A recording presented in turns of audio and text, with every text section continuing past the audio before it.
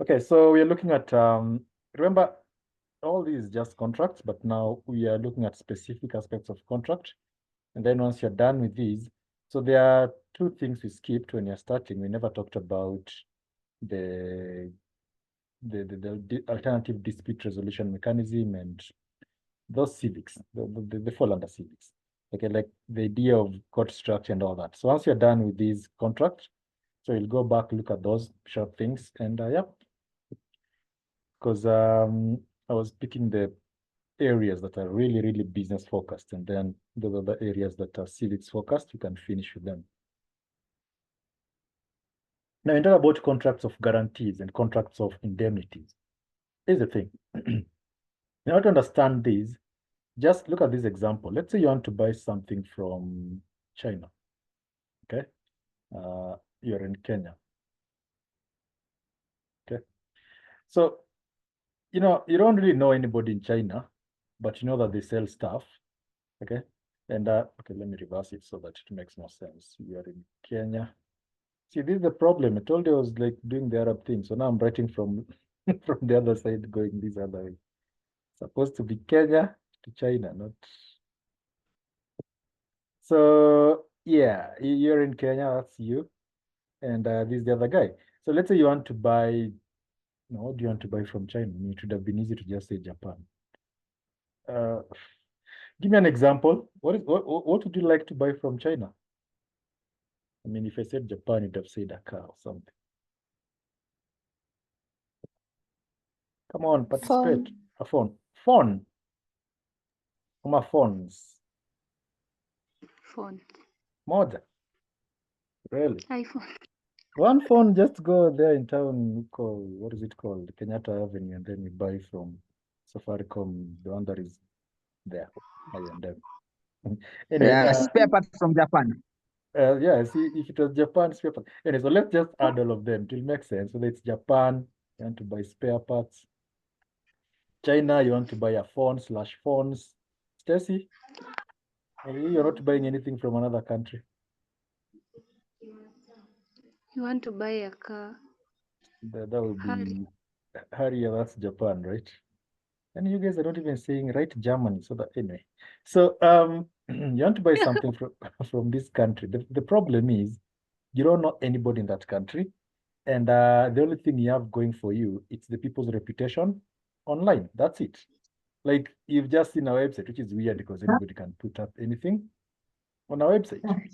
Okay. So that's a challenge. Now, how do you go about it? You can just say, well, send them money. Hopefully they bring back the products. But you see, at that point, you're risking. So there are many, there are a bunch of alternatives. So you have things like letters of credit and things of that nature. But you have a bank. Okay, there's a bank in Kenya that you know. Okay. And yes, this bank probably, this is the bank in China. So what if instead of worrying about this stuff, which is, what if you just go to your bank and say, I want to buy these things from these people. And I'd like for you people to step in and guarantee that transaction, meaning find another bank that is reliable in China. So you can have the bank communicate to the bank. So I'll just deposit money here. And then, so whoever is selling you this phone or these spare parts, they have to just go here and give the bank the bill of lading. So don't worry about those big words, bill of lading. Or the manifest, whatever it is. Let's call it manifest. In short, these are just documents showing that the item has been shipped. So once they give this bank those documents, then that bank communicates to this bank, and your bank says, okay, we have the money. There's the money, and the transaction is over. So you just sit back and wait for things to happen. So that way, if this Japanese or Chinese guy was a crook, then, there's a problem here. So you don't have to deal with them, just have to deal with banks. So this is in the world of procurement or in the world of shipping and all that. These are the collection, okay, documents and things of that nature. It's just one of the ways to avoid that problem. So when you talk about indemnities, when you talk about guarantees, it's not just because this is a complicated way. Normally, when people say guarantee, we are thinking loan. Just think, I have a loan, and I've been told in our circle to go and bring a guarantor. That's what comes to mind, right? But you see, it's a bit. I mean, most of these things just come down to the application. Like, what do you know, that knowledge, where do you apply it? It's like an equivalent of having a smartphone. Like, you know, the way you have a phone, but then other than calling and texting, what else, and taking pictures and videos, what else do you do with your phone? I mean, if you look at your phone, if it's a smartphone, like if you look at your Google, rather the Android phone, there's some Google features there that, you know, you can just speak and it will just write everything that you've said, at the same time record everything that you've said. And now you have the option of the written, and you have the option of the audio, and you can turn this into a video, and you can turn this into a blog or an email, and you can make money, right? So the point is it's application. So the same thing goes with these things of guarantee and indemnity. It's just application. So it's not just about loan, okay? Like you can use it in that example. You are buying something from another country and you want somebody to guarantee. You can even say, I want somebody to indemnify that deal. Like, think about when you're talking about agency, we mentioned the Dell, Credere agents, did we? Or I'm just saying my own stuff here and we never talked about these people, did we? No. No. Yeah. Other types of agents. We never talked about the Credere agents. Hapana. So what did we say under agents? Because I remember we said there's a mercantile agent, we said there's a broker, we said so what? Yeah, now you're checking your notes to confirm that, right? Okay. Okay, we never said these are agents who guarantee that for an extra amount of money, the deal will go through. It's there on the specific agents. Yeah. Me, Boratu, I said it. So anyway, like a Credere agent is going to use the principles of indemnity. Now let's start with the guarantee. What exactly is a contract of guarantee? So there are things that you need to understand here. One of them is that a guarantor is not like when you take a loan, okay? When you take a loan, let's say when John takes a loan from KCB, but then John's friend Mary becomes the guarantor. Who's KCB going to ask for that money? Is it John or is it Mary? Why would they ask? Why would they ask Mary? So you see, the principal liability lies with John. Mary is just secondary. That's the thing. So a contract of guarantee is a contract where there's a party called a guarantor, okay? Or sometimes we say a surety, but a guarantor. Now, the guarantor is only secondarily liable. That's the thing, okay? So they're just collateral to whatever the contract says. But then the entire thing is based on the principal debtor, who in this case is John. So it's a contract where a party referred to as a guarantor undertakes to be secondarily or collaterally responsible for monies or for acts of another person, in this case, the principal. And that's just a poor way of spelling principal. It's principal. Let me correct this. It's not bollocks. So that's not working. So it's principal, the other principal.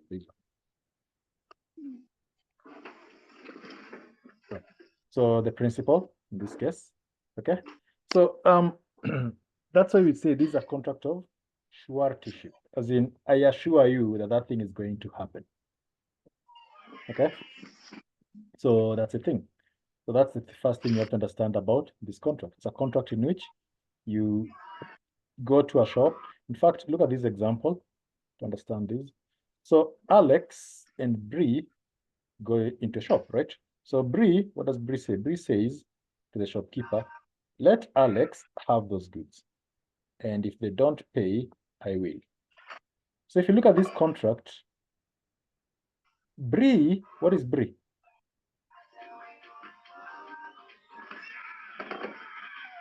What's Bri? Garan. Bri now is the guarantor. Garan. Okay. And Alex? The principal or whatever. Later. And the shopkeeper? You guys are accountant. You need to start using accounting terms, right? Okay. So yeah, but yeah, of course, Alex is the principal in this contract. Okay. You guys are having static feedback on your end. So that's the thing. So we have these three parties. The whole point is that in this contract, the shopkeeper is not going to be telling Bri, look, you need to pay this amount. The shopkeeper is going to be telling Alex, Alex, you need to pay your debt. But then it will depend, okay? You know, this is just a statement, but the reality is if it does not pay, by what time? There are a lot of things that are going to be undertaken in this contract. But for now, just think of the principle that way, that one person is saying that if that person fails to meet their contractual obligation, then they will. Which means the first person, in this case the principal, still is under an obligation to uphold their contractual obligation. Are we together? Stacy, Saul, and Vincent? Yes. Right. Somehow. Somehow, Kwanzia happy. Like, where are you lost? And then to catch up. All right. So that's the thing. So that's the difference between, actually, that's just the guarantee. We haven't even talked about indemnity. But most people tend to talk about contracts of guarantee and they confuse them with indemnity because indemnity is fairly straightforward. It's pretty much the same thing you have with insurance. So now there are various types of guarantee. And, you know, there are people whose sole riches just come from looking at contracts of guarantees and making money from those contracts. These people are the same guys. When you go to a bank, you see something called asset financing. You see those things, right? Yes. What exactly is asset financing? I mean, it's just a nice word for saying, look, we will help you pay for this thing, but we're going to take a lot of money from you. All right? Like, what is that? What is asset financing? You know, most of the time we don't ask ourselves that. I mean, think of something like this. You go and take a phone on a loan. Those something. Yeah? Copper, those, you know, those things for where somebody's taking a phone and they're going to be paying like 100 bob per day or something, right? Whatever. So if you look at that, what business? What is the actual business there? Do you think the business is selling phones? What is the business? Being the guarantors of the company. So that's the thing. You know, most people don't think that way. This is the weird. It's so weird. Like sometimes when you just hear people talk and you're like, you guys have no idea what's happening. Like think about it. If you buy a car, the car is 2 million. Okay. Which car is this one that is going for 2 million? It's probably a Toyota, right? Axio. Okay, so Axio. So you buy an Axio, 2 million. And then these people tell you, the bank tells you, asset financing. Do you think you're going to pay 2 million? If the bank finances this car for you, how much do you think you're going to pay? Because they'll tell you this is how much you need to pay per month, right? In the meantime, here's the car you can drive. They get to keep the titles. Remember, we talked about sale of goods contract, so you know what a title is. So they get to keep the title, it doesn't pass to you. So you drive the car. The amount you're going to pay per month, multiply by how long you're going to pay, will obviously be more than 2 million. You'll probably end up paying 2.8 or even 3, depending on how long you've chosen to. That extra 1 million, that is the bank's money. Okay. So the bank was never in the business of selling car. The bank was in the business of giving you a loan, okay, a loan in quotes, and making money out of interest in that loan. So they assured you, okay, that you will get that car, or they guaranteed, but they never really guaranteed you. They guaranteed the salesperson. So I need you to understand this. Hapa ndio watu wanachanganikiwa. Whom did they guarantee? The same thing happens with the mortgage. So there is the bank. Remember, we said in a contract of guarantee, there are three people. Sindio? There is the bank, Yes. there is the car dealership, okay? And then there is you. You just want your beautiful action. And I know you can go there, but you don't have the money. In fact, you have no idea who these people are. So you go to the bank, and the bank says, we can finance. What are you financing? You can finance a car. And then I'm like, yeah. So they introduce you to these people. You say, I want a car for business, so that you sound like if you're very smart. This is not a car that will be driving on Monday to. This is a car for business. So that you know those people who say, mimi siwezi nunua gari ya hivi. If I'm to buy a car, I buy a car for business. Why do you have a car and you don't have sijui land? It's like, okay, good for you, man. I mean, how much do you spend on your TV anyway? So, you know, sometimes people say, people just talk rubbish. Like, spend a lot of money on your TV. You're paying for Netflix and Prime and Hulu and all that stuff. But yeah, you could still use that money to buy land. So, you know, like installments. So what are you talking about? Anyway, so now, in this case, you want to It sound depends on smart. perception, Mwalimu. Yeah. No, yeah, that's the Depends on thing. perception. Exactly. You see, like when you're talking about those internet things, Mhm. like for me, I will tell you, Yeah. information is power. Yep. So when you have the right amount of information, you will find yourself at the right place doing the right thing at the right time. Versus Mhm. the person who does not have that information will be lagging behind. By the time he realizes, you have already taken the opportunity. Yeah, but you know, there's something that they never told you. When they say information is power, they should add the kind of information you have is power. Not all information is power. It depends on the type of information. Like Even watching. if it's negative, it No, could no, be good for you in another way. Have you ever like when you watch, let's say you're watching telly, and this is going to be a bit controversial, right? If you're watching telly and you're watching CNN, you know, half of the stuff you watch in CNN is just nonsense. The same thing if you're watching Fox News, just nonsense. Okay? Or if you watch something like Al Jazeera, if you watch Al Jazeera, you realize you really like it's just war, and you get mad.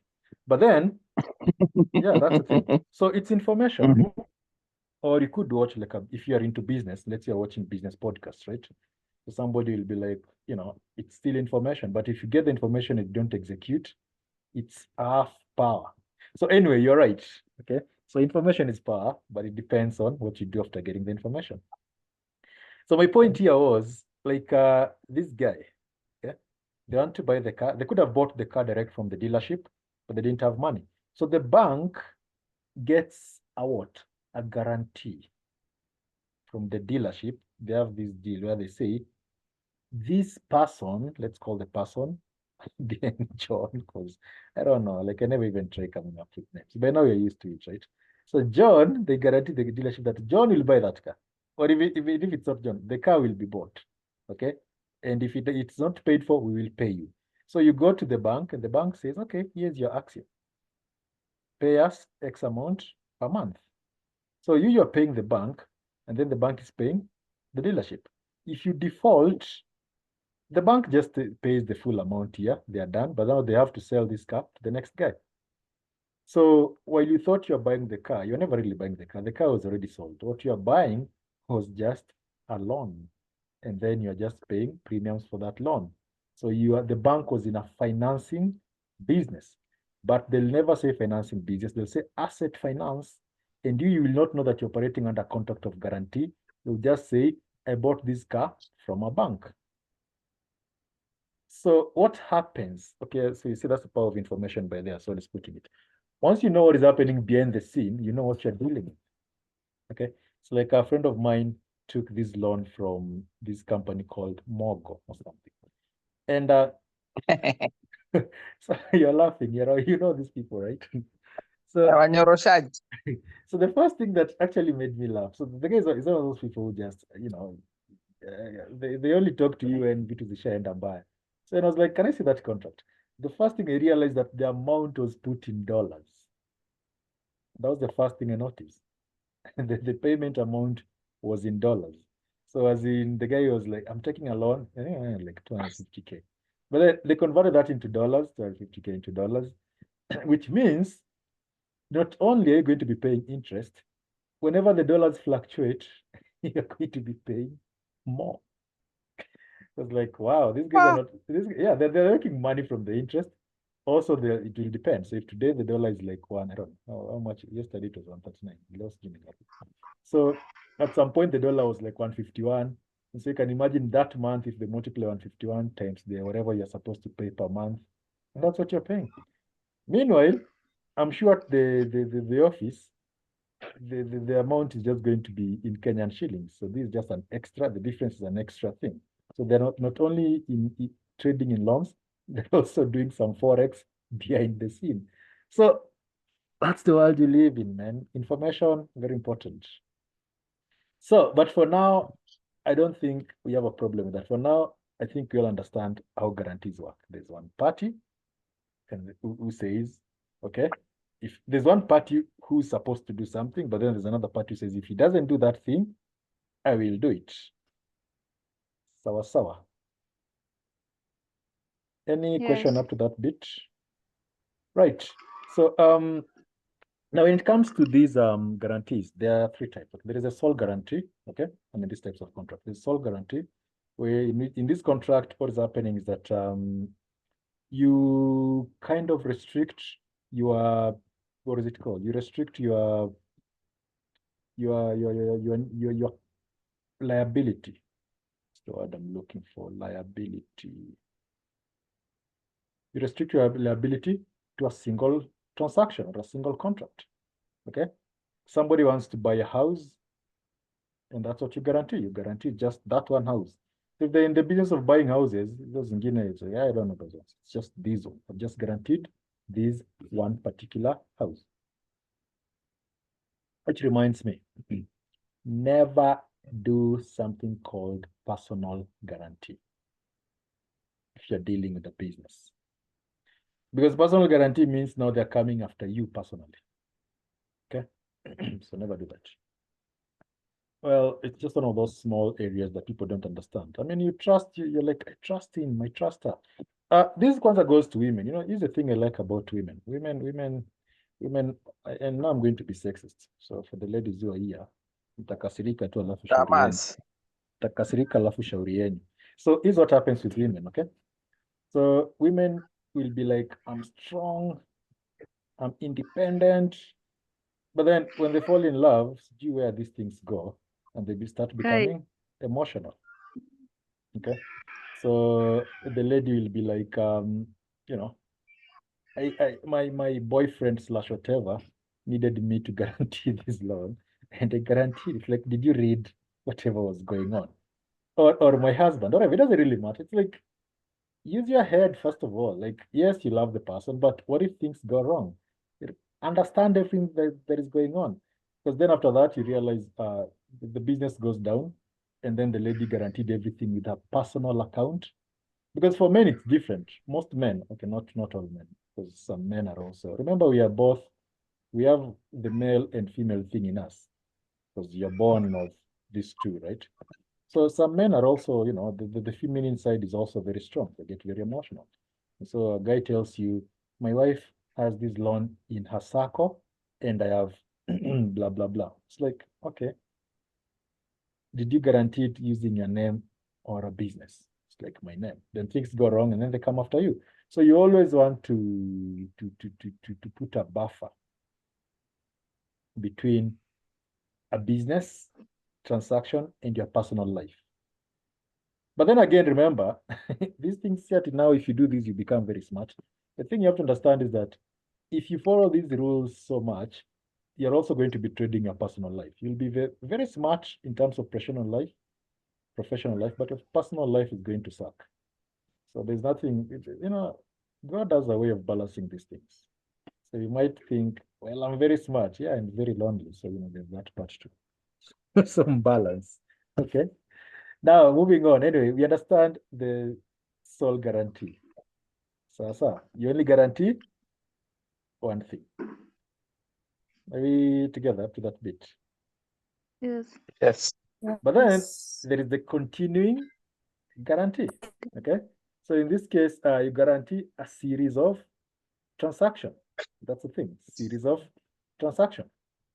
And that one will depend on those series. Like it could be maybe somebody is importing things and they have 3 shipments.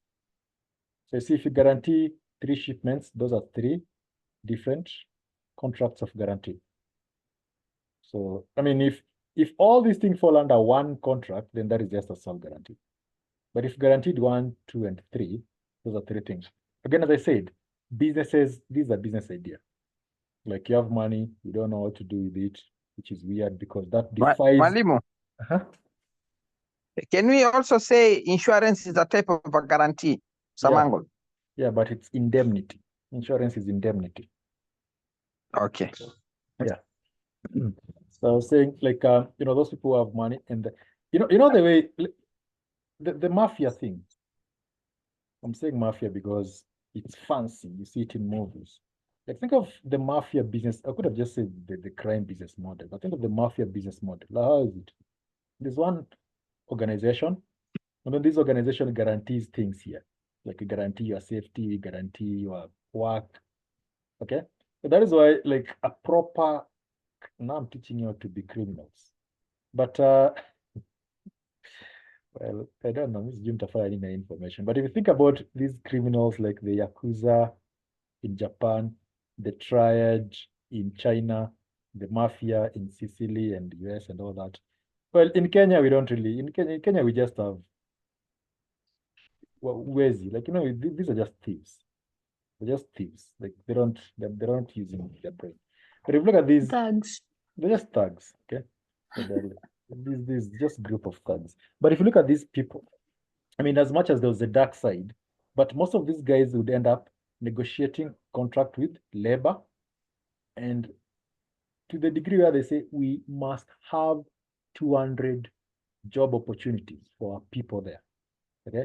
And then in transport, we must have this number of cars. So what are they doing? Once they have all this stuff, they can come back to the community and say, we guarantee you guys will get jobs in this construction. There's a road being built, 50 of you will go and work there. But in your salary, that 20,000 that you are getting, 5,000 goes to the mafia. Okay, so what is happening here? They're just taking this simple thing and turning it into a business. I'm not saying you do that, but I'm just telling you that's it. But now if you want to do it the legit way, also a bank can do the same thing. Remember the example you gave where you're buying something from Kenya to China and you don't know anybody in China. And so you go to the bank and the bank, you tell them, I need you to find another bank here. And then this person, they'll ship things to that bank. And then, I mean, they'll do the shipping, especially if you're using those things for delivered at place.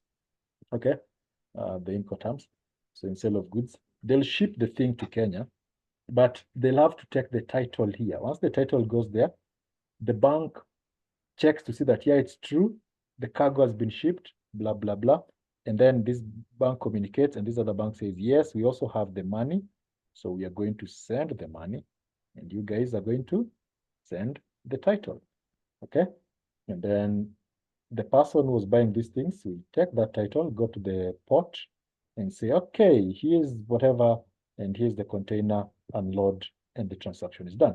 So that's guaranteed. So it could be sold if it's just one thing, but if it is a business that you're doing, okay, multiple times, then it becomes a continuing guarantee. What about the situation whereby there's a use of an advocate? Yeah. Maybe another advocate is in UK and another one is in Kenya, and you're doing a certain business, but you give your money to your advocate. Yeah. So they do the He's the one who communicates with the other advocate, and they exchange money, and you get your goods. Is that still a guarantee? No, that will be agency. Remember, the advocate is acting on your behalf. Agency? Okay. Yeah. Remember the law of agency? In this case, you are the principal and you contract the agent, and they do that on your behalf. So it's a bit, actually, it's, that's the reason why we have Dell. Remember, we said Dell Credere agents. Because even the bank thing, you can just say, well, isn't the bank your agent in this case? So yes, so that's the reason why these things are, they're not, it's not like a new thing. They always tie into each other. That's the cool thing about most of these things we learn. Like, you see that concept was in agency, and now it can be applied in and guarantee. So, and sometimes not even like a lawyer. Sometimes it's some guy called a fixer. Fixer is a negative term, but we have corporate fixers. These guys, their job is to make sure that whatever that company requires, that thing goes through. So it's like, this is you, and you're like, I want that thing to be guaranteed, and then I don't want even to know what you'll do. I just need those results. That way, this person's hand is always clean. So, there are these people. Okay, I mean, look at politics. Look at politics. Even in government. Yeah, even the in government. president. There are things which the president, like you think people like Akina, what is the name of this guy, Ishungo or something? You think those things he says, hata yeye mwenyewe too with this brain, do you think he wants to say those things he says? Akina Moses Kuria. So, it happens. Okay. And then we have fidelity guarantee. This one, I'm sure if I ask you what it is, you'll say we don't know. And yet in your CV, you have referees. What is the purpose of a referee in your CV? He guarantees that he knows you. That's the thing. So they're not saying that they know you. Okay, that's not what they're saying. They're just saying that whatever you're saying is true. So they're guaranteeing honesty. Fidelity, yeah. So that's their job. Okay. So they're just telling the person who's reading this CV that, yeah, if it was what this person has written here, that they're hardworking and they're not. This is the reason why I don't take CV seriously. I mean, on a serious note, I can remember somebody was like, can I have your CV? I was like, I don't have one. The last time I looked at something called a CV was in 2010 or 2012. Like, I've never bothered. So, because, I mean, I'm not saying you do that. Don't do that. We are in totally different economic realities. The way you work in your world and the way I work in my world. In your world, you probably need a CV. In my world, the paradigm shift. Yeah. So in my world, I need internet. That's pretty much it. And a camera and a lot of books. So, and a lot of books and a lot of movies or something. Now, so my point is, the fidelity person is just guaranteeing honesty. And notice, it's not just in CV. I've just used CV because that is the closest thing to, like, the simplest example you can use. But think about something like what? Like business. Okay? Business, yeah, tender. Okay, tender. We have people called tenderpreneurs, but let's say you get a tender, right? So if you have 3 people, let's say you have John here, and you have Mike. Yeah, today I've come up with a new name, Mike. And you have Jen. So you have these 3 people, and they're all qualified in terms of finances, in terms of reliability. But you only need one person. So you could say, okay, let me look at people they've worked with. And then you start interviewing their customers, or you start interviewing their networks. Or you find one person. It just so happens you find one person who knows these people. So what is that person doing? It's like they're guaranteeing one of these persons reliability. And so that becomes fidelity guarantee. It's like, whom do you know? This is what we mean by connections. You know, they people say connections. You all need connections. People say that. I think they also say networks, right? Okay. Yes. And it's also the reason why, these clubs, one of the advantage of clubs, I'm not talking about nightclub. I'm talking about these clubs like the Nairobi Sports Club, the Parkland Sports Club, golf club. Those golf clubs. Those people, golf is on. Have you ever seen how boring that game is? Like you hit something, and then you walk, and then you go where that thing is, and then you hit it again, and then you walk. Do you really think that's what those people wanted to do? And then they tell you, golf is a sport. Of course it is. It's like, okay, no, they're there to network and make stories, get new friends. It's network. They're in those. They pay a lot of money because of fidelity. Because if I want to ship something, I'll be like, whom do you know? I know that person. How do you know them? You're in the same golf club. Okay. So the reason why you think golf is interesting, let me give you a secret to psychology. It's also the same reason you think alcohol is. You know, alcohol sweet. All alcohol are just bitter. The sweet thing you think that is just sugar. Okay. And alcohol has no nutritional value. But the reason why people value it, they say, this is Macallan's G25, meaning it has been brewed for 25 years. You really think somebody's putting something now and waiting for 25 years to sell it? Nope. The process has been altered chemically. You only think it's good because you're spending a lot of money on it. It's the same thing when you buy Samsung. And I'm saying that, and I'm a big fan of Samsung TVs, right? And I'll pay a lot of money for Samsung. Okay, yeah, maybe they are good, but the fact that there's this badge will make me justify how much money I've paid.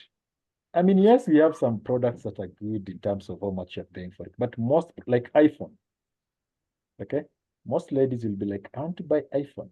The reason why you pay a lot of money for iPhone, I mean, yes, sometimes they have a good camera, but so does that, you know, Oppo or something. I think there's a phone called Oppo, right? Yeah, I'm sure Oppo also has a good camera, but the reason why you pay more for Samsung is because of that. They guaranteed you some, you know, you think it's good, right? Because some person said it's good, some movie star or, you know, whatever. The best camera is Google phone. Yeah, Google are the ones who do Pixel, right? They're that phone called. Yeah, the best. Yeah, they're the best, because I know of what is the name of this director? David Fincher, who shot an entire movie using a smartphone. So, you know, that was just an experiment. He was just experimenting. Can I shoot an entire movie with a phone and edit? And he did that, and he used Google Pixel. So I'm not saying when was a Google, I'm just saying sometimes you do things because of fidelity guarantee. That is because someone else guaranteed a reputation, or someone else guaranteed. So, and you thought that person was honest. And that is the reason why you buy Mwalimu, stuff, right? Go on. Mwalimu, Yes. I think so. This fidelity guarantee, it is not about honesty. It is about, it gives you surety of everything will be okay. Nothing wrong will happen. That is all. Yeah, and that is why. Because it's not about honest. I will give you a good example of that fidelity guarantee, whereby if I want to do money laundering, I will tell a friend, keep money in the Forex Bureau in Nairobi, in Italy, and I'm in Mombasa. I will get that money in the Forex Bureau here in Mombasa. Just simply because I know the Forex Bureau guy in Nairobi, and I also know the Forex Bureau guy in Mombasa. I will just receive money here, and and there's no place where my name will appear. Yeah. And it's still a guarantee. Yeah. So because I have guaranteed it won't cause any problem. So it's, you know, that's a thing. It's not, when I say honest, I don't mean the same as truth. Honesty, you know, it's because I think the right word is reliability. Okay, like you are sure that maybe reliability. Yeah, because there's this it won't create any problems. Yeah, there's this thing. It just reminded me of this thing. I was and it's a concept I was looking at, the Islamic banking. There's a term, what is it called? I don't know. It's yeah, now I'm confused.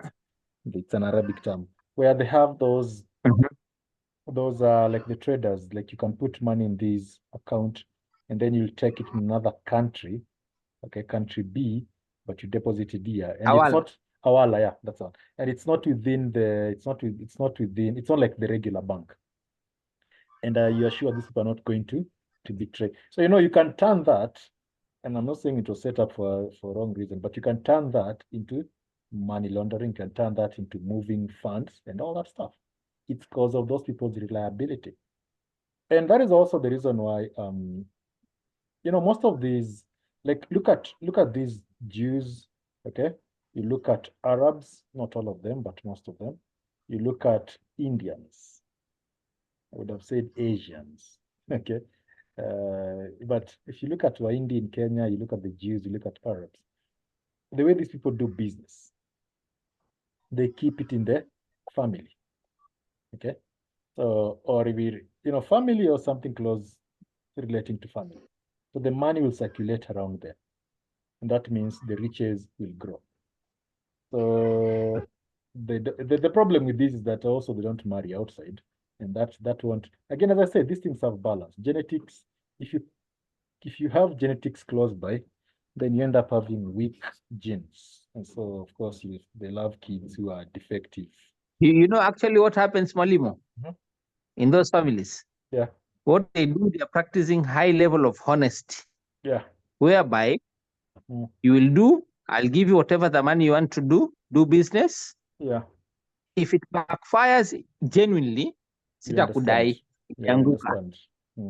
If you're in loss, you are lost together. If you're in profit, you're in profit together. That is the principle. Yeah. But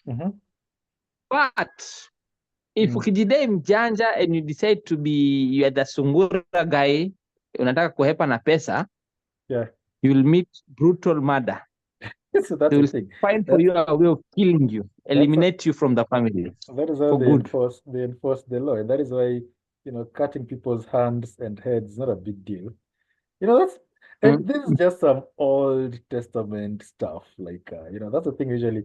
When you read some of these religious texts, like I read a bunch of this stuff. They're interesting to me. The Bhagavad Gita for Hindi, the Torah, the Quran. Okay, I like the translated version because I still can't read them. I become useless. But most of this stuff just go back to those Old Testament stuff. Like, we stick together, you betray us, we cut some body parts or we kill you. Because, again, as I said, there's a trade-off. The alternative is be very free and be individualistic, which is, I have a friend, a real friend, who usually say, you don't trust each other. I'm like, yeah, we don't. So you see, that's the alternative. Okay. So, anyway, let's look at the characteristics of a contract of guarantee. So what do they have here? Now, the first thing here is that, remember, we've already said, the guarantor, the first thing is that the guarantor, the sole responsibility in that contract doesn't lie with the guarantor. Okay, it lies with the principal debtor. Tumelana. So if John takes a loan and Jane guarantees that loan, then the principal liability lies with John. John is supposed to pay the loan. Jane is only secondarily liable for that particular loan. So that's the first thing you need to remember. Okay, there are three parties. So there is the principal, okay, the debtor, the guarantor, or the creditor, the debtor, the guarantor, whichever one is mtakumbuka. But there is the party, okay, who gave out the loan. There is a party who's on the, I'm using loan as an example, and then there is the guarantor. Okay, and the primary liability lies with who? With the debtor.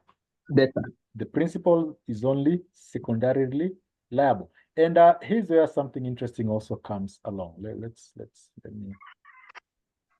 Well, this is not interesting. This just comes down to a principle we learned in the law of contract, and we called it, what was the name? Privity. Is it privity? Is it under privity doctrine or something? I don't know. Ndajua venye tunaendelea kuongea. So yeah, I think it was, is it privity? Introduction of a new element was an exception to which rule in the law of contract? Can't remember, but nakumbuka. So think about it. Let's say John, whether you guys are supposed to be remembering those things, let us see me. So John goes to a bank here and takes a loan worth 2 million. Okay.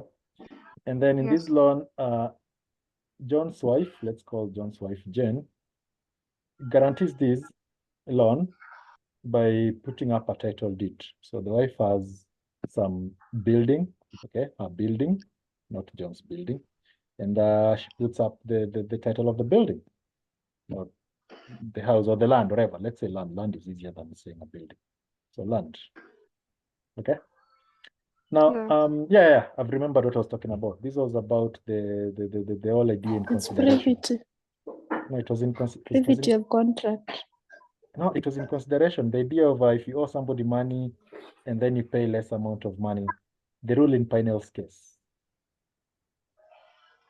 Privity is about third party, right? That's why it was confusing, because you have three parties here. So anyway, so John, 2 million, the bank. Wife, so let me say, wife puts up title, your land. Now, if John fails to pay this loan, what happens? The bank will take, The land. right?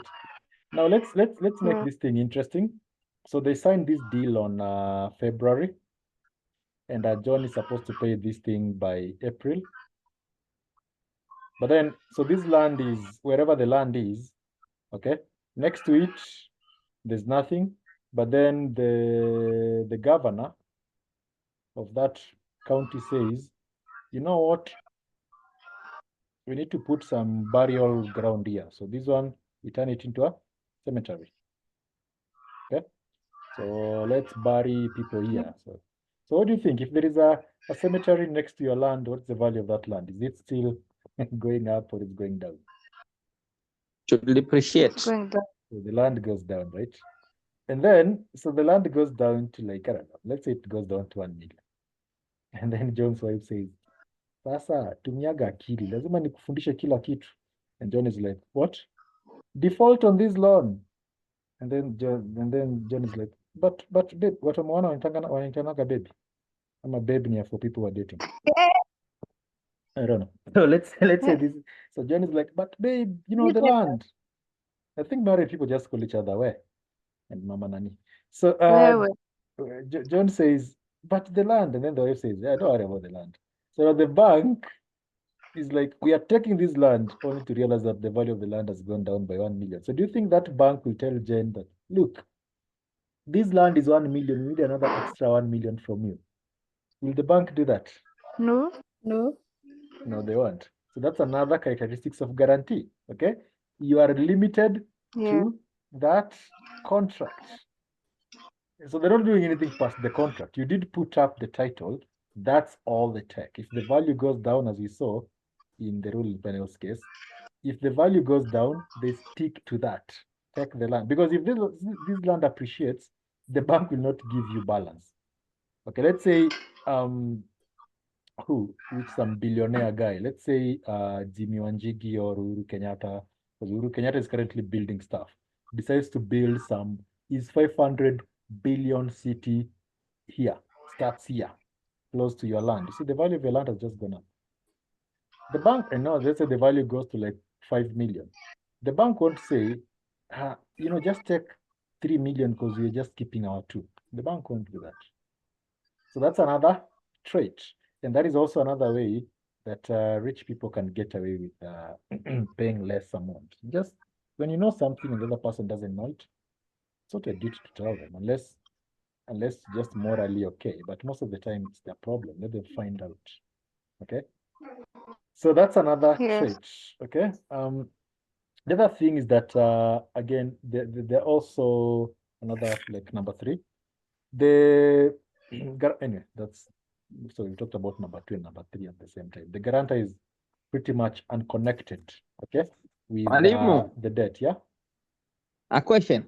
Go ahead. What about if the guarantor he used the land to guarantee, but that land later on ikatokea ikawa problem, like maybe there was a road supposed to pass there, or maybe it was those Mavoko land which had fake title deeds? What will happen? So that is while the contract is still going on, or after the contract has already been done? After the contract has already been signed, yeah. Then now they came to realize that now the Mavoko land is not genuine. Yeah, well, what will they do? So that will be another problem, because you can easily default on that loan, and then that's their problem. You need bank. In fact, that is, let me, whatever you're asking, you're making simple, but I want you to think back in 2008. 2008. Remember when Obama was the president in US? And yes. I don't even know why most people are like, Obama was a useless president. Okay, and even you nampenda because his dad is a Kenyan. Okay, but if I was in Tanzania, I would be like, that guy was a rubbish president. But because his dad was a Kenyan, I'll say he was a good president. He wasn't. Okay. So one of the things that happened in US is an example of what a useless president he was. He said that for people who are working 30 hours, if you have employees who are working 30 hours, then you have to pay them you have to pay their medical care, the so-called Obamacare. Okay. And for 30 guys, hours in a yeah, week. yeah, 30 hours, like the people do that. No, not like 30 hours in a week or 30 hours in what? no, like 30 hours. It was just 30 hours within a week, within that contract period for the week. Okay. Okay, within a week. Most people work 40 hours or even 80 hours. I mean, it depends. Some people really hold more than one job. But the deal was you'll pay their Medicare, okay? Because, Yes. I mean, the idea was so that people can afford medical, which is a good idea. But now let's look at it from an entrepreneur's perspective. So if I have this person who's working 30 hours, what I do is I fire them and then I employ 2 people. And then they each work 20. So those are 40 hours. In fact, it's even more than 30. So now I don't have to pay the medical care because now I put them as casuals. That is what most employees do. But then, this guy is a politician. They now turn the statistics and they say Obama has increased employment rate. Because it's true. Kama ni kazi ilikuwa inafanywa na mtu mmoja, now there are 2 people working and therefore the employment rate has gone up. But has it really gone up? It's the same thing that is happening with our government currently. Okay, like you dig deep into the data and you realize nothing has happened. But anyway, that's not the point. The point was the crash. So at this period when Obama was coming in, America was experiencing a crash, and the crash was housing. So what had happened? Banks, most of these banks had given people mortgages. But then it turned out because of the economy, these people are going to fail to pay this mortgage. So because they're going to fail to pay the mortgage, the banks noticed. Okay, these banks started noticing this thing in 2006 all the way to 2007. That is when the Lehman Bank collapsed. So what these banks did, they sold these debts. Hizi madeni, uko na deni ya bank, you think it's KCB, but KCB has sold that debt to a bank in UK and a bank in Europe, the Deutsche Banks and all that. So you think you live in a house that is owned by KCB, except this house is owned by some Deutsche Bank in Japan, in German, or is owned by some bank in London. And so when you fail to pay, you're defaulting, that bank comes in and tells you, leave. And now you leave. Now you are homeless. That's the reason why a lot of people are homeless. So the bank takes that. So that is the same thing that Saul was saying. You guaranteed that road, that land. But then I know that the land is going to be having a problem. So what I do, instead of continue paying you, I default so that you can take the land, and then you realize you've just taken an asset that is useless. So now you're stuck there with a useless land. So of course you can take me to court and be like, well, you know what? And I'll be like, if I couldn't pay that loan, you think I can pay ingine? So can't pay, won't pay. Yeah. Okay. And that's the end of that. So that's the reason I usually say, if you owe a bank 2 million, you're in trouble. If you owe that bank 20 billion, the bank is in trouble. Because you just say, Mr. Lipa, what are you going to do? But if it's 2 million, they'll just come to your house and they'll take your car, and that's it. And so at that point, you're driving some car that is worth 8 million. It's like, oh, then they go and auction it. Okay, so that's a problem. Anyway, so the point is that these things are not in isolation; they are all related. Now, that's a characteristic, and one more last characteristic lazima mjue. This contract must be evidenced in writing. Okay? In fact, guys, here's what I want you to know. Any contract, hii mjue to going forward, any contract that has some aspect of money lending must be written. All money lending contracts have to be written, because if you don't write it, you're going to have a problem with proof. So if you're planning not to pay that money, then borrow the money verbally. Omba na mdomo or oral. But if you are lending, kama unapatia mtu pesa yako, make sure there is a written evidence. So I've just taught you how to protect your money and also how to be a crook. So Yes. but for you ladies, you already do that. You're always like, niko na ka emergency, kuna 500 bob nitakulipa, and you never pay. Women don't pay debts. You give a woman money, just give her and forget it. Yeah. For what reason? Mwalimu, Yes. I tend to think for anything to be called a contract, it has to be written formally. Not really, no. Not all contracts have to be written. If it's not written, I can always nezairuka. Kasema mi sijui hiyo. That is the reason why you write it. You write it, it's not a legal requirement for you to write it. You only write it because you want proof. But again, I want you to, But if it's not written, how will it be enforced? well, when you're buying bread from a shop, when you're buying something from a supermarket, you are doing a sale of goods contract, and yet you don't write anything down. You just enforce it using a receipt, right? But there are contracts which must be evidenced. This is what I want you to remember. Evidenced in writing. So there are contracts which the only way to prove that contract is to show some written stuff. And then we have contracts which must be written. So there are contracts which you must write. For example, contract for sale of land must be written. Money lending contracts must be evidenced in writing. You can lend money verbally, but the evidence, mkienda kwa koti, that evidence, you have to provide some written stuff. Otherwise, it won't work. So that's it. So whatever you're saying is true, but it's not a legal requirement that all contracts have to be written. It's only a legal requirement that some contracts must be evidenced in writing, and then we have certain types of contracts which must be written. For example, if you're taking a debenture, like a bond, that one, something has to be signed. Insurance contracts must be written. So if you take it via phone, you receive a text message. So that one becomes proof of writing. If you borrow money, mshwari, written, there's a text message. So that one becomes part of the written language. Tenant landlord? What? Come again? Tenant and landlord? Now, the tenant and landlord thing, it's weird because it's a contract which can be evidenced in writing, but it's not a must for it to be written. When you move to a house, you sign a tenancy deed, or sometimes you don't. Sometimes you just move to some houses and they just give you a number. They tell you, go and pay in this account and then bring the receipt. And then you're like, do you have a pay bill? It's like, yes. Then you show them the message and that's it. So the message is proof. Okay. The deed is also proof. So these are evidence. They're not requirement for that contract. They're evidence.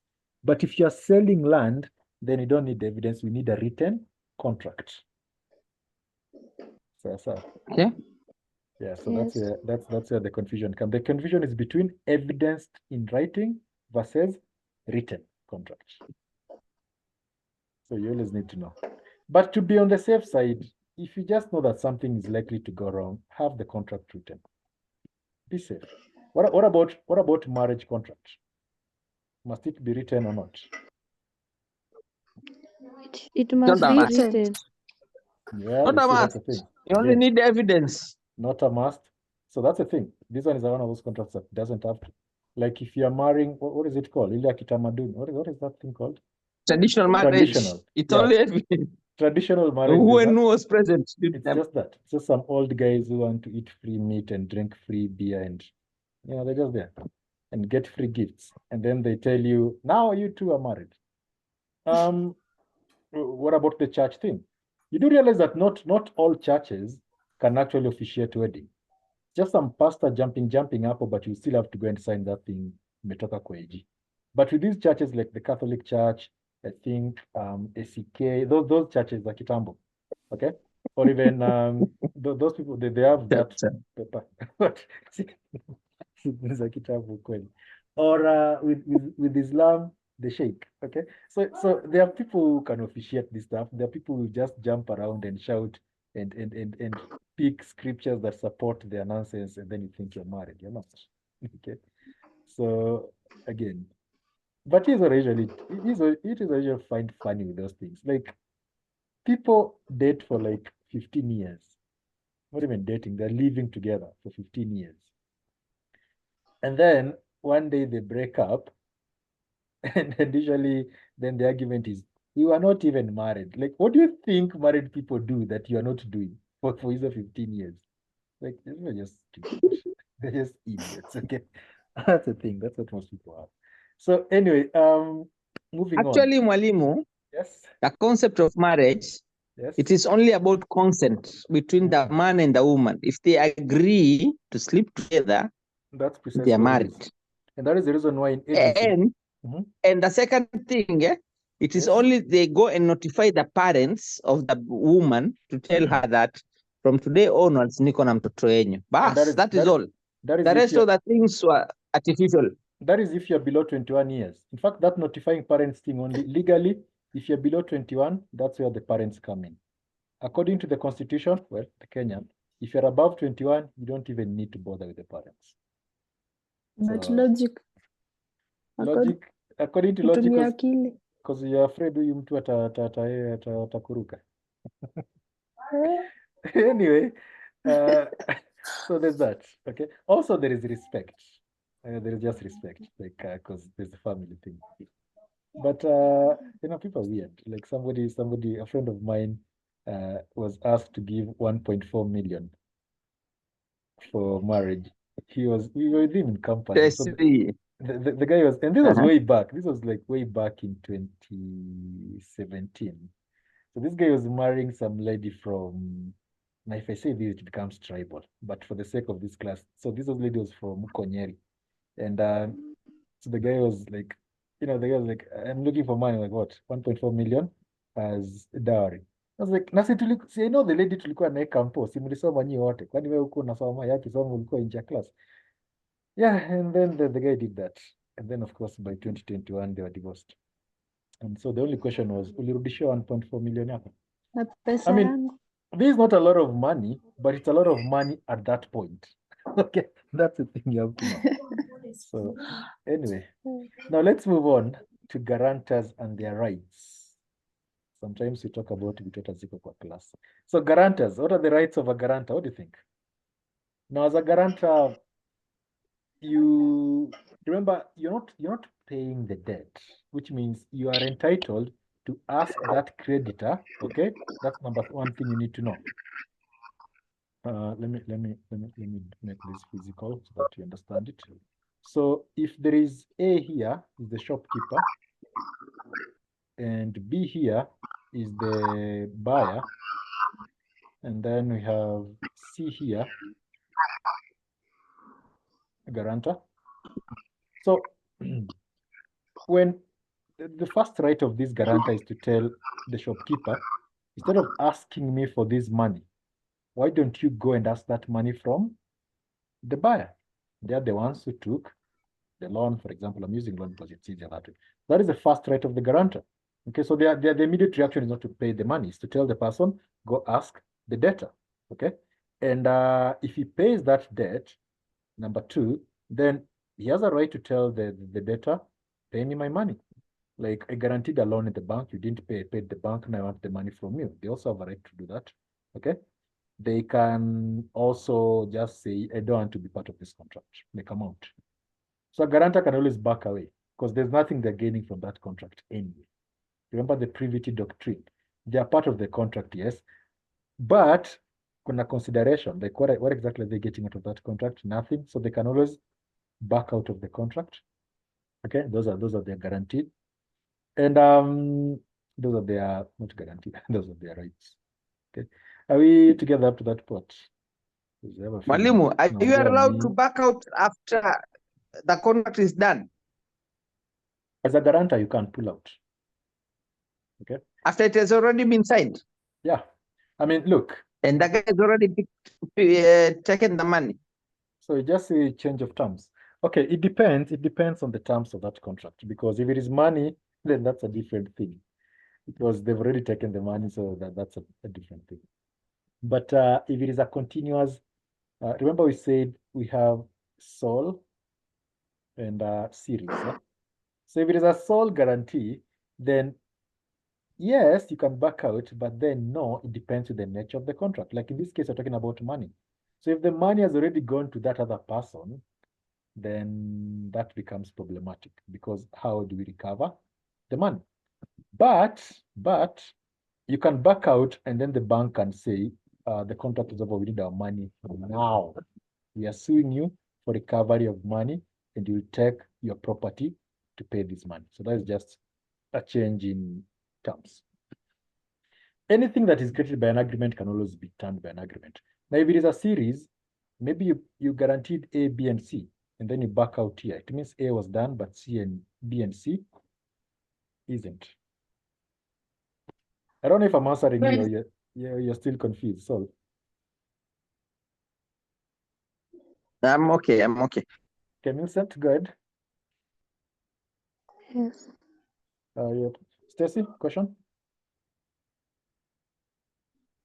No question. Okay. So here's what I'm saying.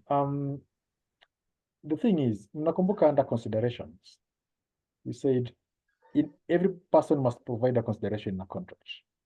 So when A gives a loan to B, A loses the loan now so that they can get it back in future. So everybody's paying. But when C says if one of these parties, let's say if A fails to pay, I will pay, what is C getting out of that deal? They're just losing money in paying this loan. They didn't enjoy. So they can always back out. It's like help. You know, it's one of the one useless loan that people help. Okay, I mean, when I was like a kid, and I was 16 years, because I joined campus when I was 17. So, I mean, by 16, so I was like applying. I'm one of those people born in January, so my year always starts in January, the first week. So that's why it's never that complicated. So imagine 17 years, mnacheka nini? Si hatunaga birthday, si not January week 1. Like we're done. So, like you can imagine a 17-year-old, okay, being told that we will finance your education, and then if you get a job, you will pay us back. Do you think if I go to a bank and tell a bank, hello KCB, I want to do a degree in ABC, give me money, and then when I get a job with this degree, I will pay you back? Do you think KCB bank will give me that loan? And I have nothing. No. I don't have assets. Hakuna kitu niko nayo. Okay, I'm just some kid No. with at that age, Birth certificate. with a birth certificate and unanuka jasho, because at that age it's just weird hormones. So just smelling jasho. They won't give me that loan, but help will do it, because these are different things. This is just a weird way of government making money. I mean, there's a time when the president said he will get rid of this thing or put more measures. And that was the first time I was like, yeah, I agree with this guy. I mean, if you can't afford to go to university, don't, because it's not helping you anyway. It's giving someone money. But anyway, let's not get into that, because somebody might say, unasema hivyo na wewe ulishamaliza hiyo. So, those are rights of a guarantor. Now, how do we discharge a guarantor from their duty? One, the contract is over, right? So when the contract is over, like there's payment, the other guy has paid, the guarantor duty is over, okay? Or when we change a term in that contract. When you change a term in a contract, that contract has already been, remember we talked about variation and alteration. Nakumbuka in the law of contract. Variation, Yes. and alteration. So you change the term, the guarantor could be discharged, or the guarantor is dead, okay? Or all this stuff, or the other party, like in this case, the bank decides that they're taking a new element, maybe it was a loan, and they decide instead of paying us the money, why don't we just do trade-in, like in case of a car, like I have this car and I want another one, take this car, and then, like that's introduction of a new element to discharge the guarantor from their duty. So all this stuff, I mean, they just point to the general laws of contract. Okay, so variation, failure to pay, or you just walk out. Okay, failure to pay, and then the guarantor pays, and that ends that thing. So that can also happen. But these things are in your notes, so you'll read all of them. Now, any question about guarantors? Because now we want to talk about indemnity. Any question? Okay, I have a question. Like, let's say Mhm. you had, in that case, like you had borrowed a loan, Mhm. and then you had one guarantor, And then in the process, that guarantor dies, and then you are not able to pay the loan, and then the asset that was attached. What will the bank do? Well, it depends with the time. So at what point did the bank realize that the guarantor is dead? That's the thing. Okay. So we can answer this question from a criminal point of view. Not really a criminal, it's a civil thing. So from a crook point of view, where you just keep quiet when you know that the guarantor is dead, and then you default on the loan, and then shauri yao. But itakuwa ni shauri yao. This is what I want you to understand. When somebody guarantees a loan, how was that contract structured? So if they put up title for a land and they are dead, okay? They are dead, but Yes. this land still exists. So when they're preparing their, what is it called? Their will. Okay, when the administrator is reading the will, this land still can't pass to anybody because the title to that land is held by who? By the bank. Because you don't just say I will pay, you actually give the bank the title and say if this person defaults, you keep the land. So death, we say death, but death is not as simple as you think. There are things which even death doesn't help you from. One of them is taxes, okay? Things you can't run away from just because you're dead. Taxes is one of them, okay? And what's the other one? You usually say things you can't run away from, death and taxes. But then the weird part is that death itself won't even stop you from paying tax, because and now this debt. What? Like you continue paying taxes even after you've died. Yeah, I mean, if it's property tax, the property still exists. Like, think about it. If you have 20 million, you make 20 million as income. You're going to pay income tax. So if somebody has this money and they're dead, they still haven't paid income tax. So before this money goes to their child, if they want the money to go to their child, it will be 20 minus income tax, and then the rest is what the child gets. So the dead person still pays taxes. So that's how weird that is. Okay. So when you say death, we're just saying death, but you have to look at the nature of the contract. So most of these things don't just have a simple yes or no answer. The answer is usually it depends with the context. Now, contract of indemnity, this is a quick one. Now, indemnity is different from guarantee because with indemnity is more serious, okay? Because in this contract, a person, the indemnifier, okay, undertakes as their primary responsibility. Okay, so they take a primary responsibility for a particular act, and that act is usually to the person who is indemnified. Okay, think of it this way. In insurance, the insurance company says, if this event occurs, we are going to compensate you. So the insurance is the indemnifier. This party is the indemnified. So to use a common language, there's a guarantee that if that thing happens, the insurance will pay you. So here there are no two parties. There is just party A and the party B. Are we together?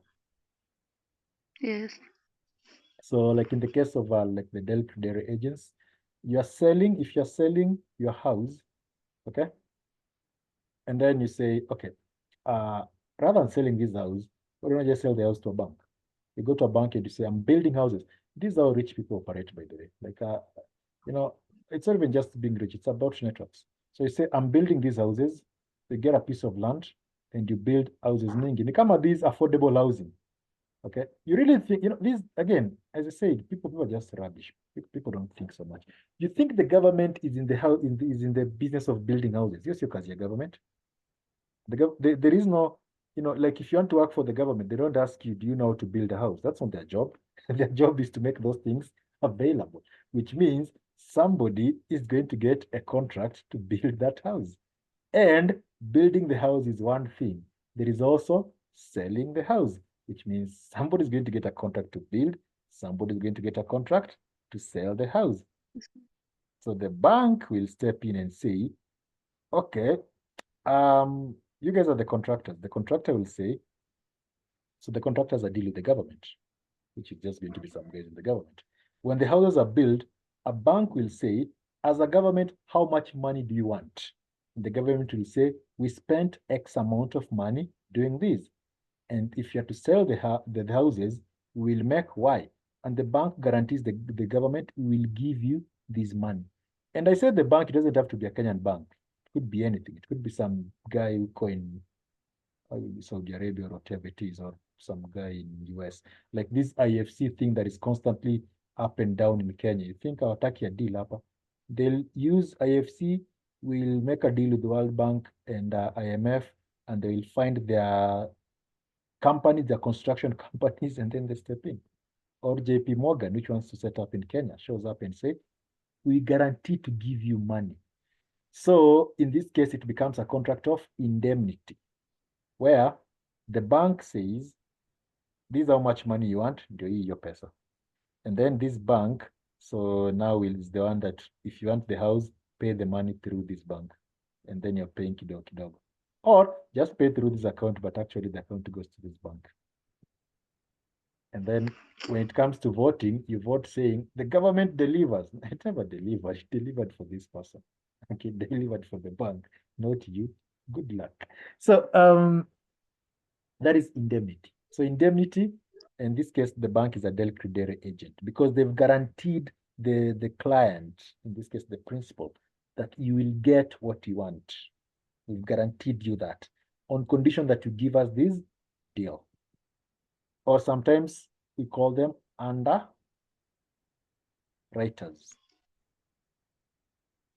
Okay. So that's how indemnity differs from a guarantee. You see, in a guarantee, there are three parties. In indemnity, there are two parties. In a guarantee, there's the principal liability still lies with the principal debtor. Okay. The guarantee is just a secondary person in that contract. They just have a secondary liability. Mwalimu, Go ahead. the situation whereby, like in Coast, I have land, or I have an old house, and I don't have money for construction. Yeah. And then maybe a group of people will come who have money. Yeah. They'll tell me, this house of yours, a Swahili house, tuvunje, and then we'll do 10-story building, and you will own 4 floors, and the rest of the 6 floors will belong to us. Is that still an indemnity contract where they are guaranteeing me I will be having 4 floors? Initially, I only used to have a Swahili house. Yes. That's an example. Although what they are using in that case is just, okay, for you, it's going to be, yeah, for you, it will be indemnity. Okay. It's a guaranteed insurance contract. But for them, they're probably using some debt capital to do that. That's a thing. But the problem with that deal, okay, is where people get blinded. You know the problem with that deal, Nini? Title deed. Yes. Who has the title deed? That's the problem. Okay. Because a better version of that deal is, I own the title to that land. So you see, obviously, kama uko na nyumba, the title, you also have it, right? I own the title. Or if you don't have it, you go to surveyors and you get the title. And then you tell them, oh, so you want to build how many floors? They tell you 10 floors. Then tell them, nice, here's what's going to happen. You guys build the 10 floors, okay? I'll keep the 4 floors, whichever. You guys keep the 6. You'll be taking money from those 6 floors, but I still own this title. Or if they're smart, they'll say, but you can't own it because utatufukuza anytime. You tell them, let's turn it into a common. We'll see this under the law of property. A common tenure, where, or a common ownership, where I own a percentage of this land and you guys own another percentage, but I have the voting right. You guys can't kick me out. That way, because you know, land, whatever you build in land is not important. What is important is the ground and the airspace and whatever underspace. That's what you own. Using any fixtures, they can be demolished. Maybe you can sign for 40 years. 40 years ni kidogo sana. These things zinakuwaga 99 years. the lease. Okay, even if you stay for 99 years, but after 99 years, it returned to be yours. Yeah, that's a deal. But you see, the other version, again, look, the other version is if the deal is they're going to own that and they own it for 99 years, what is preventing them from kicking you out with your 4 floors until you come back after 99 years? See, I have a contract with them. Yeah, but you see, things can change in that contract. Terms do change. Or there's a cost in breaching contract. So whoever breaches the contract pays the other person 1 million. They already have 6 floors that can afford to pay you 1 million. Okay. So anyway, whatever you're saying is right. I'm just saying there are better ways of restructuring that deal. Because most people don't think about ownership. Okay, most people just think about the money you're making now, which is dangerous. That's because it's like there's a house in it was being sold in South City. So it was a 4-bedroom house. They're selling it for 25 million. So you went to check. And when I was talking to those guys, I was under the impression that it was a standalone house, which was weird because it's hard to find such kind of space in South Sea. When I went, I found it was an apartment. And then the question was, I only asked them 2 questions. How does the ownership of the title deed work? And what am I paying in service charge? And the guys were like, you're paying 20,000 per month in service charge. I'm like, no, that's too, what am I paying for? Security and what? Because hakuna manyasi hapa ya kukata. And garbage. It's supposed to be like 5K or something. So these are questions you ask. Service charge as well as if you're buying, but if you are getting that sort of indemnity contract in place, then make sure you understand the ownership structure of that land, not the building, the land itself. But anyway, we'll do the law of property and then you'll probably remember to ask that question again. Nikifanya property. So to finish this off, let's talk about things we know. Part of indemnity also works in bailment, because these contracts of bailment, we saw them when you're talking about hire purchase. Wait, I'm saying when, like if tumeshaifanya hire purchase. Now, when you're talking about sale of goods contract, we talked about how sale of goods contract is different from a bailment. So a bailment is a contract in which when you go to a supermarket, the way you leave something at the entrance, then you get in, shop, you come out, you give them a card, they give you a property. That is bailment. Okay, you signed your bailment. So it's a contract where a party referred to as the bailer delivers goods to another party known as the bailee. So this is you, and this is the guy at the supermarket with specific instructions. So the instructions are simple. Nikimaliza mtanirudishia. But now take this and scale it in a larger business perspective. Okay, like think about when you take your phone to a shop to be fixed. It's the same thing. Here is the phone, goods, fix it. When I come back with this amount of money, I'll take my phone back. That's a contract of bailment.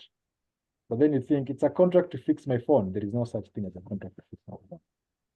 Okay, it's a bailment because otherwise we'll be operating using a warranty. The warranty is still operational. So these are just types of contract. Okay, so under the examples of bailment, we have things like hire purchase. Because in hire purchase, what is happening? It's like I have a car and you want to buy a car, but you can't afford the cash price. So I tell you, here's the car, use it, but you'll be paying me every month. Failure to do so, I'll just come and take my car. You fail to meet a condition. Okay. Or I was going through, like I saw this clip on social media where these guys are talking about TVs, G and fridge, and I don't know which company it was, but they're telling people that you can pay kidogo. Yeah, those things for like you can pay kidogo kidogo, or even a phone, and then the phone is switched off. Again, that's an example of purchase, bailment. Yeah. Storage of goods, same thing. That one we've talked about in a supermarket. In a pawn shop or in a pledge where you say, I need money, here's my laptop. Once I get the money, I'll come take the laptop or whatever it is. The negative version of this is what you call Shylock. That's the negative version. The positive version is just pledge at the pawn. This is the legal one. So with Shylock has a negative connotation to it. Repair for work done, what I've just talked about. It's like I took my phone, or I took my laptop kwa fundi. Yes, that contract is called a contract of bailment. Okay. Carriage of goods from place to place, same thing. With FedEx, we're using FedEx or G4S. I think G4S, they do deliver stuff, right? Or just a normal bus, like you go to a bus with some goods. I remember there's a time I used to have this business selling handbags and stuff. So I knew a guy who was wakushona bags and all that. So I could just buy them from the guy for like 300 bob or something, those ladies' bags.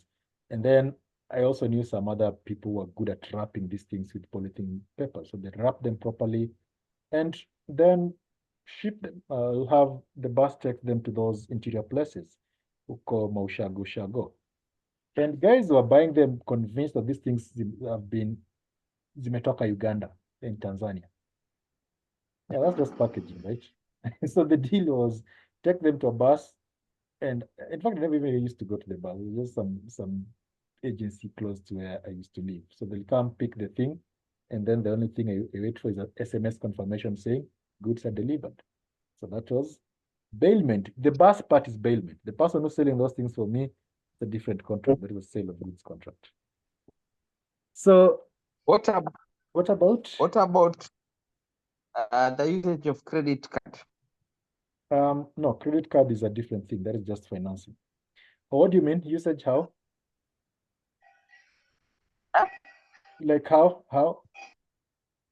I will go to the supermarket, pick whatever I want. It will be credited to my credit card. At the end of the month, I'll get a bill. I'll pay. It will be chopped automatically from my account. Yeah, that is, credit is a different. It's like, well, it depends because we can look at it in terms of indemnity. Okay, if you're using like insurance cards, but then again, you can also look at it in terms of agreement to sell, where you take something and then you pay for it later.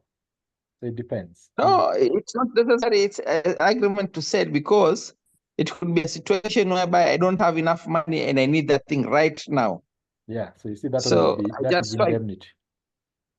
Wait, you don't have enough cash, but you have money in your card. I have credit card, so I can pick it and then talipa mwisho wa mwezi.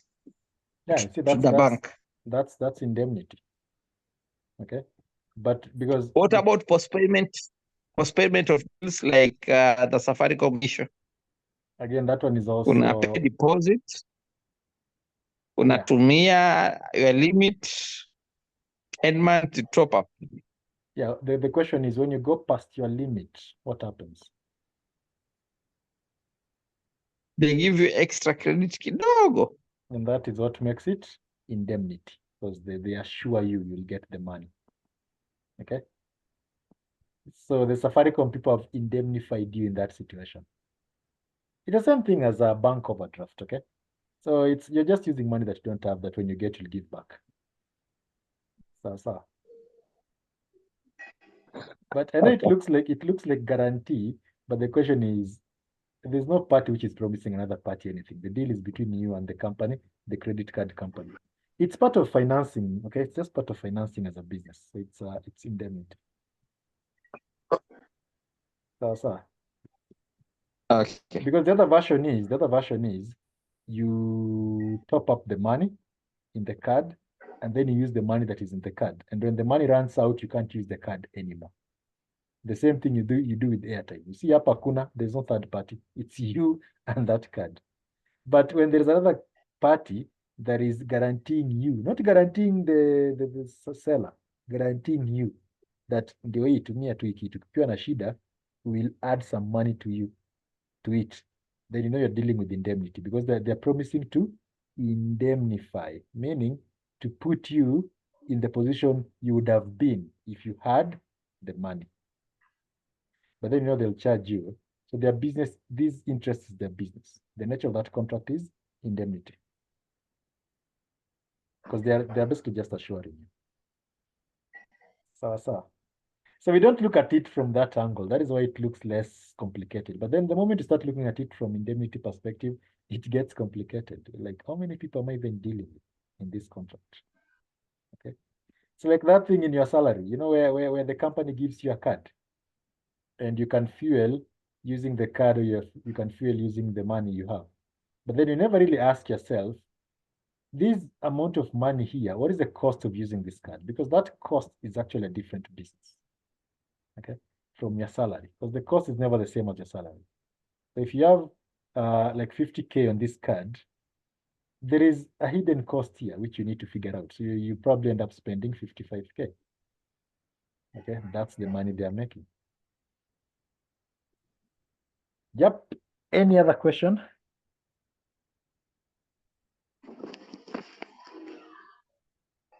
The rest, Vincent na Stacy, you guys mmenyamaza kwa nini?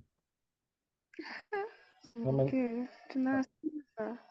Ama Following nyie mtumiangi kadi, nyie mnalipa tuna cash. You don't want to be tracked by the government. You just pay using Never. this.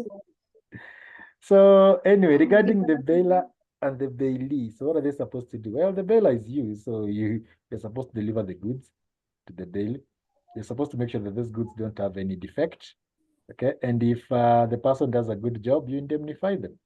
But the bailee, who mnamwachia the goods, they're supposed to take good care of those goods. They're supposed to give them back within a reasonable time, depending on the nature of that contract. So that's that. And to finish this up, let's talk about lien. Again, we mentioned lien. Lien is just one of those remedies, okay? Lien is where you hold on to someone's property until they fulfill a certain obligation. Like if I owe you money, let's say I owe you like 20K, okay? And at the same time, you have a logistic company, so you've been carrying my goods. Except I haven't paid you this money, but some of my goods are in your truck. So what do? You can hold on and say, you know, these goods that we have, we are not delivering them until you pay us our 20K. So that's lien. But the thing with lien is that you have to be careful, because otherwise I might accuse you of stealing my goods. So it's only lien if those goods were in your possession in the right state. Like you never came to my house and took them. Because if you come to my house and take the property, then that's theft. Okay. So when we talk about lien, we have promissory, we have equitable, and we have maritime. Of course, maritime has to do with things in the water, like cargo in a ship. Okay. When we talk about equitable lien, so these, like in the case of a company or a business. So let me just pause this thing here. So this one, think of people in a partnership. If you dissolve the partnership and the business has some goods, and now there's no money to pay you for your shares in the partnership, then you say, I'm taking this laptop and all these other stuff. So you're using them as a way of paying yourself the debt that was owed to you. Of course, everybody has to know that those are the things you take, like you unagawana assets. Okay. Now, promissory lien is the one that we've just talked about. Somebody owes you money, they haven't paid you, you owe them until they keep their, possessory, not promissory. I'm already thinking negotiable instrument, sorry. That's why we have the promissory note. Now, possessory, you possess the goods until they pay you. You don't own, you possess. Notice. You're basically holding on to them until they pay you. That becomes the possessory lien. But when you are possessing them, can you still use them, even if they are not yours? Nope, because then now you're trespassing. That one will be under tort, and it will be called, what kind of tort was that? Conversion. Okay. So you can't use them. They're not yours, because if you use them, you'll have to pay for using them. Right. Now, it's one of those examples, it used to be there, Kitambo, like there was those questions of somebody's cow steps on your land. Well, this is more of, so someone's cow is on your land, and then you hold on to the cow. So do you milk the cow? What if you milk the cow? Because you need to milk it if it's on us, because otherwise the cow becomes uncomfortable. So what do you do with this milk? So it's a problem. Although this one is agency by necessity. But it's like Na milk na nakunywa maziwa. yeah, and then when they say tunakulipa pesa minus pesa ya maziwa. So there's that. But these are things that used to be shida za kitambo. Like nowadays people don't have those. I mean, they still have those problems. They just don't look at them from a legal perspective. Okay. But it will be, I was acting as your agent. Your cow came to my land, I was taking care of it. Because you are not there and they didn't know who the owner was. So then the person will say, I'll pay you, but we'll subtract the cost of the milk. It's like, okay, what if I'm lactose intolerant? What if I don't drink milk? What if I took the milk and kamwaga? So do we subtract that? So the conclusion is we'll ignore the milk. Okay. And not about I also have to add my service. Yeah. Of taking care for the cow. So they'll it will get to zero. So they'll pay you. They'll pay because that one is also part of in the law of contract, in the law of agency. Remember we talked about agency by necessity, like you're acting on their behalf. But you see with the lien, you're not acting on their behalf. In lien, they owe you money. So you're holding on to those goods until they pay. The different thing. Anyway, let's finish this by talking about how do you terminate lien. So obviously you can come to some sort of agreement, obviously, or they can just do their duty. Mwalimu, hebu ngoja kidogo kuuliza swali. Lien, is it applicable to Shylock? Shylock is bailment. Okay. So the Shylock person is already under the contract to hold on to that good until you pay them. So technically lien is already applicable. Okay. So it is still lien. Yeah, but the contract itself is a contract of bailment. Lien itself is not a contract. Lien is more of a remedy. It's a remedy, and it only fits in this scenario because we talked about bailment, so they are goods. So the moment you talk about goods, somebody can hold on to those goods until you pay them. So lien is actually an equitable remedy. As in, yeah. And again, look at how to terminate. This was Millicent no Luluza Iswali. Can you still use those goods? Unakumbuka hiyo swali? Yes. So you see what happens if you use the goods. So if you deal with the goods in a manner that is inconsistent, that will terminate the lien. They'll be like, hang on, you're not holding on to those goods mpaka nikulipe. You're using those goods, which means I want my goods back. Okay. So that terminates the lien. The other one is just a waiver. So the person just says, you know what, can't. Okay, hold on. Yeah, I just have the goods. I don't even care. And that will also terminate the lien. So in as much as the contract was called, in as much as the topic was called guarantee and indemnity, you still end up talking about bailment and types of bailment and all that stuff. Any question? So that's the end of this. So at this point, I don't think you should be in a position to be struggling with things like understanding the difference between, say, a guarantee and indemnity.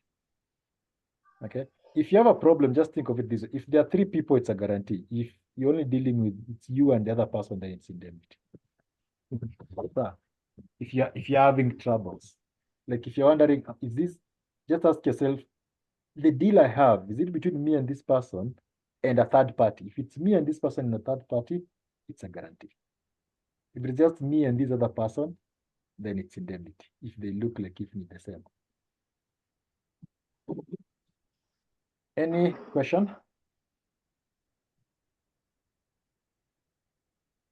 Okay, so no question, then let's end the class. I'll send you the notes.